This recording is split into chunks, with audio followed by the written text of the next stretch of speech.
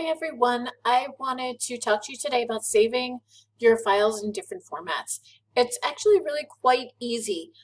Today I'm going to show you how to save a PDF as a Word file. So you would go up to here where it says File, go down to Save As, and choose Microsoft Word Document.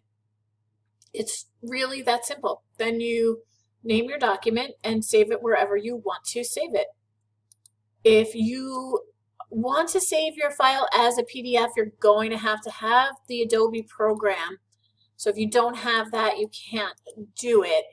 Other than that, if you want to save as, if you have a rich text file or something like that, you want to save it as a Microsoft Word file, you go in and you go down usually here, and it's going to give you all the different options. So if you want to save it as a Word document, a docx, or just a boring old doc, and a PDF because I have the thing. So it's really just that simple. You just go to File and go to Save As and choose that and save your file.